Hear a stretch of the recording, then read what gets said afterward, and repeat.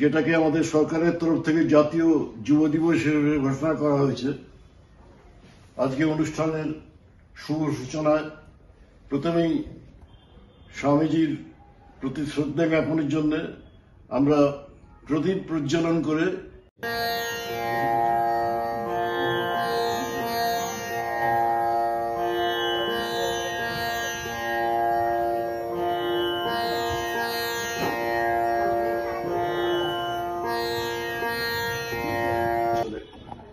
তিনি যদি সম্পূর্ণ জীবন বেঁচে থাকতেন তা সম্পূর্ণ তাহলে ভারতবর্ষের রাজনৈতিক পটভূমিতে, ধার্মিক পটভূমিতে তার যে খুব ভূমিকা হতো আমরা চিন্তাও করতে পারি না। কাজেই সে তৃষা আমারে জাগায়ও না, যে ভালোবাসায় তোমারে ভুলিব সে ভালোবাসায় ভুলায়ও না।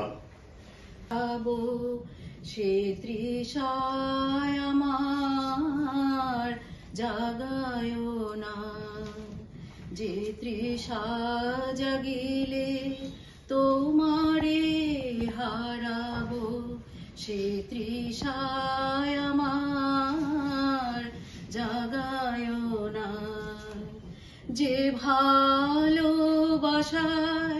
তোমারে ভুলিব, যে ভালোবাসায় তোমারে ভুলিব, সে ভালোবাসায় ভুলায়ও না। যে তৃষা জাগিলে তোমারে হারাবো, সে তৃষায় আমার জাগায়ও না। দূরদর্শী নেতা স্বাগতিক বুদ্ধিমানন্দের জয়ন্তী সম্মানে প্রতি বছর 12 জানুয়ারিকে জাতীয় দিবস, যুব দিবস ঘোষণা করা হয়। ভারত সরকার 1984 সালে স্বতন্ত্রভাবে জাতীয় দিবসের ঘোষণা করে। The theme of the National Youth Day 2025: fearless strength, unity, religious harmony, spiritual growth and service to humanity used to be some of the key points of the day's theme. স্বামীজির বলিষ্ঠ কল্পনাকে সত্য করে তুলে বিজ্ঞান ও বিবেককে এক সূত্রে গ্রথিত করার মহাযজ্ঞে পাশ্চাত্য ও প্রাচ্য হাতে হাত ধরে এগোচ্ছে। সন্ন্যাসীদের কাছে, গৃহীদের কাছে স্বামী বিবেকানন্দ একটি দাবি রেখেছেন, সেটি হলো তামসিকতার বন্ধন ছিন্ন করে দেশ, মানবতা ও ঈশ্বরকে এক পরম সত্যের ত্রিরূপী প্রকাশ বলে চিনতে শিখতে হবে। জীবনী স্বামী বিবেকানন্দ জগৎকে ইলেকট্রিফাই করতে এবং তার ভাব প্রবাহ বিস্তার তার সঙ্গে বলেছেন, man making is my mission. বিশ্বের দরবারে উজ্জ্বল ভারতের বিজয় কেতন উড়িয়ে বীর সন্ন্যাসী ফিরে এলেন ভারতে।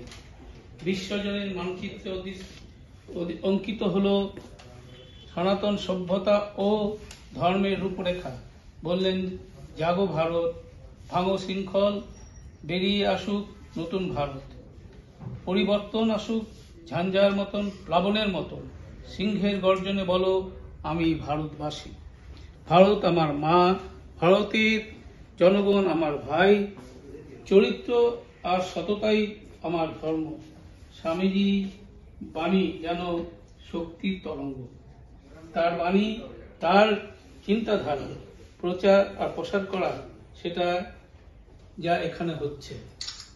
তাহলে পরিচয় ছিল এদেশে। যদি আমরা স্বামীজির কথা চিন্তা করি, কয়েকটা ভাষা, কয়েকটা শব্দ ওনার অমুক বাণী কানে আসে, সেটা হচ্ছে arise, awake and stop not till the goal is reached একটা কথা, ফেস দ্য ব্রুট একটা কথা, আরেকটা কথা হচ্ছে যে তুমি যদি স্বর্গের সমীপে যেতে চাও তাহলে গীতা পাঠ অপেক্ষা ফুটবল খেলা ভালো। এছাড়াও উনি বলতেন যে he is an atheist who doesn't believe himself. এইসব কথাগুলো যখন হয়, এগুলো ট্র্যাডিশনাল যে আমাদের কনসেপ্ট আছে সেটাকে ভেঙে চুরমার করে দেয়।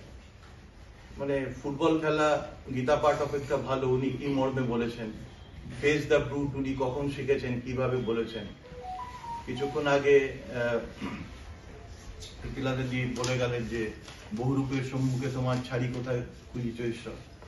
এইসব কথার কতগুলো এগুলো সূত্র, এই সূত্র ধরে স্বামীজির পুরো জীবনটাকে যদি আমরা ব্যাখ্যা করি তাহলে দেখা যাবে যে স্বামীজি যা কাজ করেছেন এই সূত্রের উপর আধারিত। তার শৈশবকালে কিছু না কিছু চিহ্ন রেখে যান।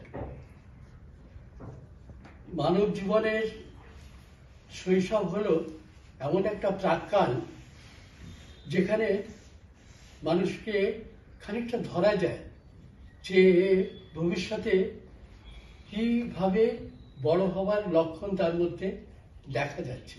হারানো দিকটা নিজের কাছে রেখে বাটের দিকটা মায়ের হাতে দিকে দিলেন।